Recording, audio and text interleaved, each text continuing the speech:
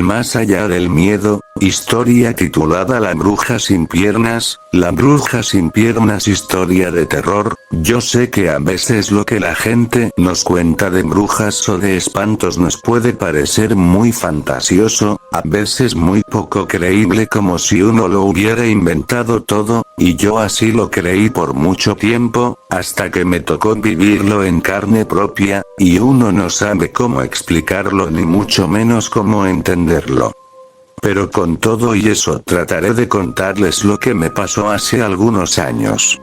Mi compadre Anselmo, que yo recuerde, siempre fue una buena persona, nunca le hizo mal a nadie, sí le gustaba empinar el codo seguido, pero era un buen tipo.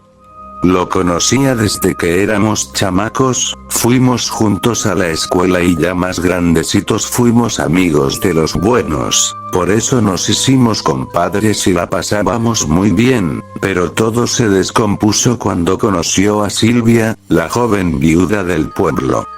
El marido se le fue para los Estados Unidos, pero no alcanzó a pasar, se lo regresaron en un ataúd. Ella todavía le guardaba luto a pesar de que ya habían pasado algunos años, se mantenía muy guapa, pero ningún hombre se le acercaba porque en el pueblo corría el rumor de que era una bruja, se contaba que se le veía muy seguido sola por el monte por las noches como si nada.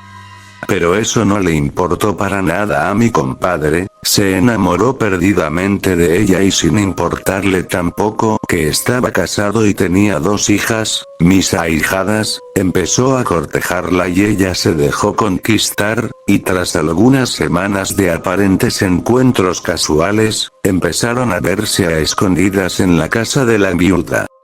El rumor se corrió como pólvora por todo el pueblo y llegó a oídos de mi comadre, tuvieron una discusión muy fuerte y ese mismo día mi compadre Anselmo sin más dejó a su mujer y a sus hijas, parecía que Silvia lo traía embrujado y vaya que sí.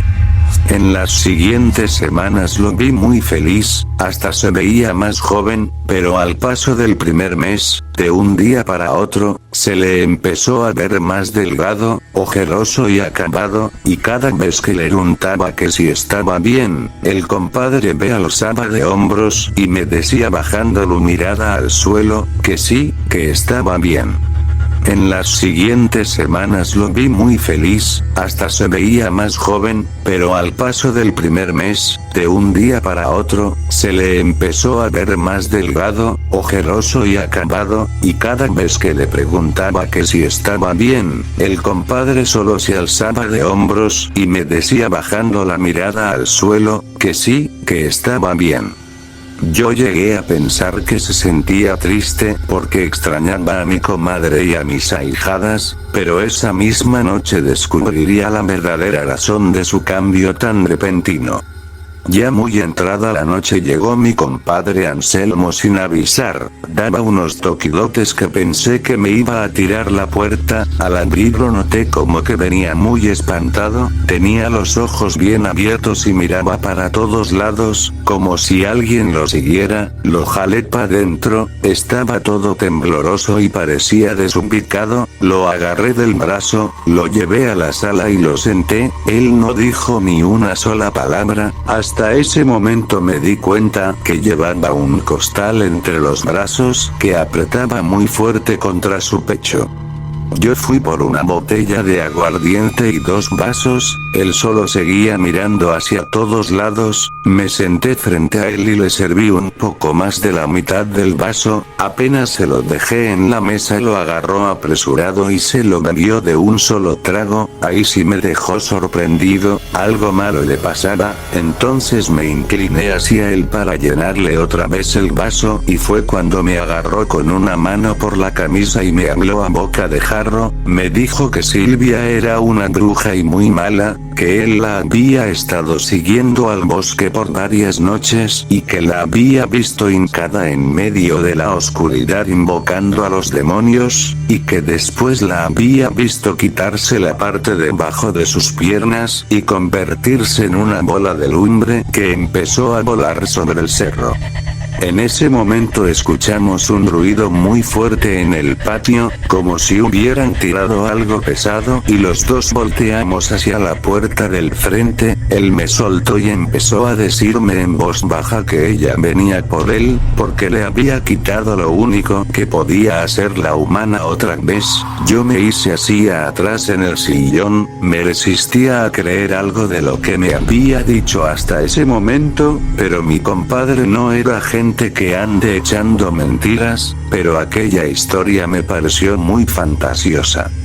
En ese momento se escuchó como golpearon la puerta, el compadre se levantó asustado y me volvió a decir que ella ya venía por él, y que yo era la única persona en que confiaba, y me estiró el costal que traía. Yo lo agarré por pura inercia y lo puse sobre el sillón, pero entonces se volvió a escuchar otro golpe muy fuerte en la puerta. Yo estaba casi seguro que era alguno de los animales de mi vecino, que seguro se le había escapado otra vez. Ese momento en el que me distraje bastó para mi compadre se echara a correr a la puerta de atrás. Yo dudé en seguirlo y fui primero a la puerta del frente. Al abrir descubrí que no había nadie. Eso me extrañó. Escuchamos muy claros esos golpes en la puerta, pero ya no quise entretenerme más. Alguien quería hacerle daño a mi compadre, así que antes de salir por la puerta de atrás agarré la escopeta y unos cuantos cartuchos y salí por los huertos.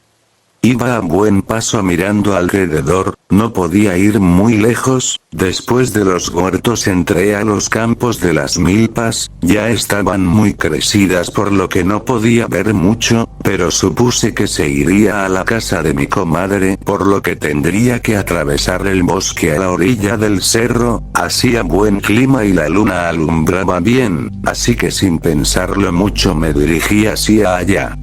Apenas entre los árboles escuché un grito desesperado, era la voz de mi compadre, así que corrí hacia donde me pareció escuchar la ayuda. Lo que me encontré fue algo tan aterrador que no creo que pueda olvidarlo en toda mi vida. A unos 20 pasos frente a mí estaba mi compadre Anselmo tumbado boca abajo en la tierra, ya no parecía moverse y encima de él había un ser mitad humano mitad demonio que le enterraba sus garras sobre su espalda una y otra vez. Yo me quedé paralizado por unos momentos, viendo esa escena tan fuerte hasta que pude reaccionar. Levanté la escopeta y le apunté a aquel ser en la espalda y sin pensarlo mucho disparé. El tronido retumbó en todo el bosque. Aquel ser se detuvo y se volteó hacia mí dispuesto a atacarme. En ese momento se me heló la sangre, no podía creerlo, era el rostro de Silvia, la joven viuda en el cuerpo de aquella bestia. Mi dedo volvió a jalar el gatillo, estoy seguro que le di en el pecho. Aquel ser dio un grito espantoso, se perdió entre los árboles y los matorrales.